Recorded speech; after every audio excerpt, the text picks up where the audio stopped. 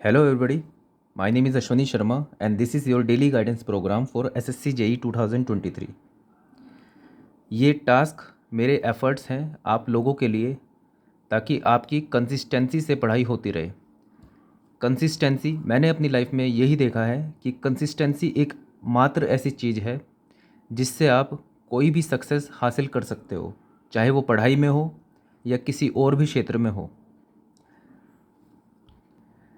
आप लोगों का एप्टीट्यूड, आप लोगों के सोचने समझने की क्षमता, आपका मेंटल लेवल, ये सब लगभग डिपेंड करता है कि आपका एनवायरनमेंट कैसा रहा है अब तक, या फिर आपकी अपब्रिंगिंग कैसी हुई है, या फिर आपको बाय बॉर्न कोई टैलेंट मिला है कि नहीं मिला है। ये सब चांस की बात है कि आपको मिले हैं या नहीं मिले हैं। उसके अकॉर्डिंग चीज़ें इस तरह से होती हैं कि किसी का जल्दी हो जाएगा, किसी का बाद में हो जाएगा सिलेक्शन। लेकिन जो हार्ड वर्क है, जो मेहनत है, वो सबके लिए बराबर है। वो हर कोई बंदा, चाहे वो कैसे भी सरकमस्टेंसेस में हो, कहीं से भी पढ़ रहा हो, जो उसकी मेहनत है वो मेहनत किसी और चीज़ के ऊपर डिपेंड नहीं करती, ये सिर्फ़ और सिर्फ आपके ऊपर डिपेंड करती है। किसी का एप्टीट्यूड लेवल कम हो सकता है, ज़्यादा हो सकता है, वो उसके ऊपर उतना डिपेंड नहीं करता है। लेकिन आप मेहनत कितनी कर रहे हो, ये सिर्फ़ और सिर्फ आपके ऊपर डिपेंड करेगा। तो आपसे मेहनत करवानी इन टास्क का ऑब्जेक्टिव है, प्लस एक सही डायरेक्शन में आपकी मेहनत को ले जाना, ये भी इसका ऑब्जेक्टिव रहता है। क्योंकि आप किसी गलत डायरेक्शन में मेहनत कर रहे हो, आप वो पार्ट सिलेबस का कंप्लीट कर रहे हो जो आपके एग्ज़ाम के लिए कम इम्पोर्टेंट है, उसको मैं हटा के सिर्फ आपके सामने वो सब चीज़ें रखता हूँ जो आपके लिए अभी पढ़ना बहुत ज़रूरी है, ताकि आपका एग्ज़ाम निकल सके। नो डाउट आपको पढ़ना सब कुछ ही पड़ेगा, बिल्कुल होलसम स्टडी होगी आपकी, लेकिन आपको इस तरह से टास्क देना ताकि आपकी पढ़ाई इस तरह से हो कि आपका कुछ 1-2 महीने बाद भी एग्ज़ाम हो तो आप बेटर परफॉर्म कर पाओ। क्योंकि एग्ज़ाम्स में जब आप बेटर परफॉर्म करते हो, टेस्ट सीरीज़ में आप जब बेटर परफॉर्म करते हो तो खुद से मोटिवेशन आता है।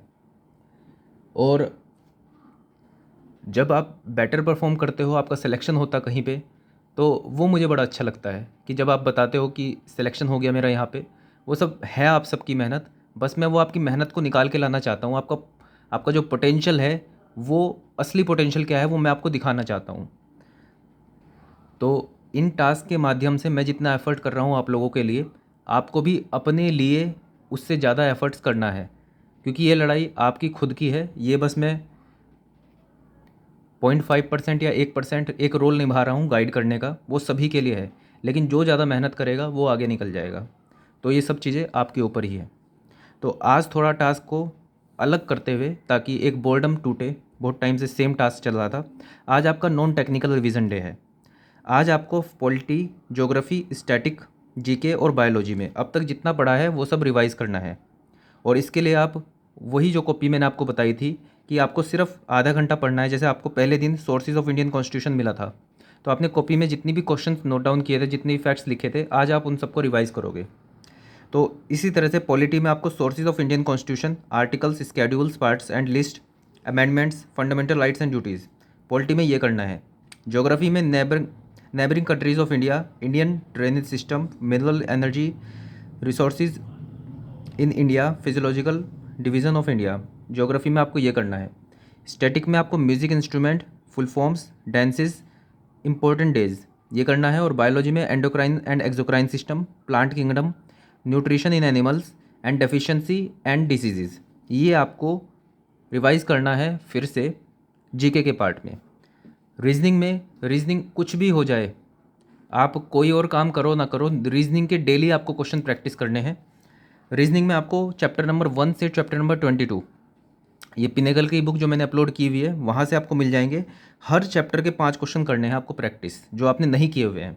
और जो नहीं हो क्वेश्चन, उसको अलग से एक कॉपी बनाते रहना, नोट करते रहना। जो आप नए नए लॉजिक सीख रहे हो रीजनिंग में लगाने वाले, वो सब आपको देख के जाने हैं एक बार एग्जाम से पहले, और बार बार उनको प्रैक्टिस करनी है। ये आपका काम रहेगा आज नॉन टेक्निकल का, जो आपको ख़त्म करना है।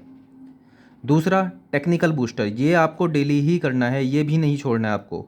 आप टेक्निकल का जो काम मिल रहा है डेली चैप्टर वाइज, करो या ना करो, वैसे करना तो सब कुछ है, लेकिन ये सबसे ज़्यादा इंपॉर्टेंस पे है, टेक्निकल बूस्टर।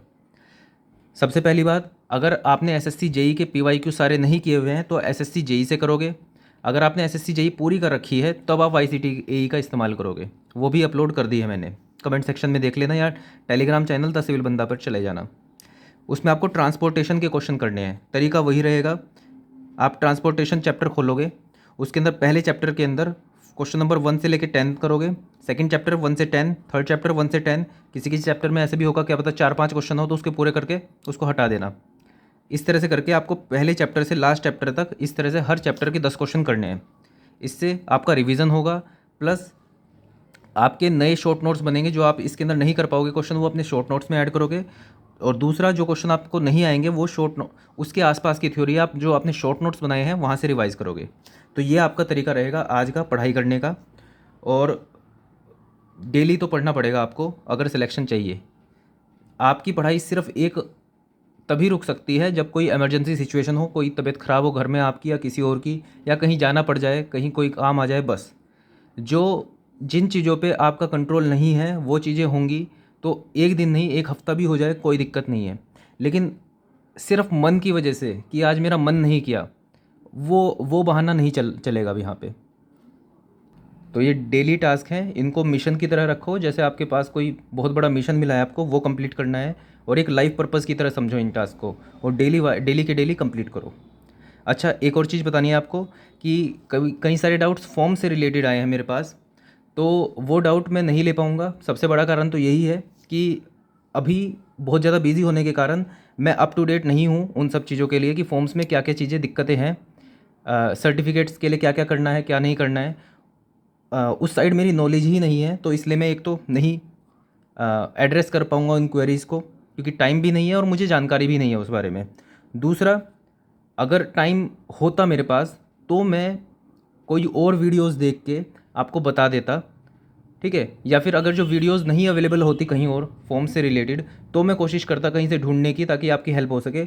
लेकिन दुनिया भर की वीडियोस अवेलेबल हैं यूट्यूब पे। आप एक बार सर्च करोगे how to fill SSC JEE form, आपको सभी क्वेरीज़ के आंसर आपको मिल जाएंगे, ठीक है। मैं बस रिकमेंड आपको यही करूँगा कि फॉर्म भरने से पहले, मुझे तो ये भी नहीं पता अभी कि फॉर्म की डेट निकल गई है कि नहीं, तो मैं अभी अप टू डेट नहीं हूँ उस चीज़ से रिलेटेड।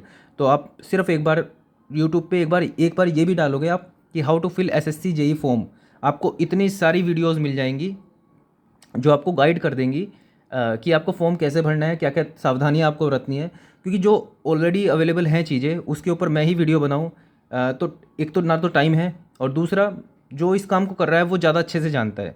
जैसे ये मैं काम आपको डेली टास्क दे रहा हूँ, अपने एक्सपीरियंस से ही मैं ज़्यादा अच्छे से जानता हूँ, तो मैं आपको दे रहा हूँ, ठीक है। तो बेटर है कि आप उनसे गाइडेंस लोगे, क्योंकि मैं गाइड करूँ या कोई और गाइड करे, अल्टीमेटली ये है कि आपका काम होना चाहिए। तो आज की वीडियो के लिए इतना ही। That's all for this video. Thank you.